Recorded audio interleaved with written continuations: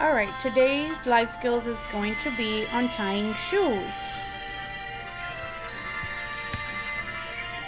Step 1, you are going to need materials such as a pair of untied shoes. Step 2, you are going to make train tracks. Pull both laces upward, making sure laces are even to create a parallel set of train tracks. Step 3, make an X. Tuck tip of the X. Step 5, pull tips outward. So you're going to pull them out. Step 6, make one bunny ear. Step 7, make second bunny ear.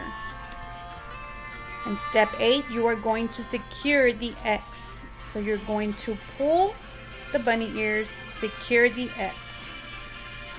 Awesome job. You've learned how to tie your shoe.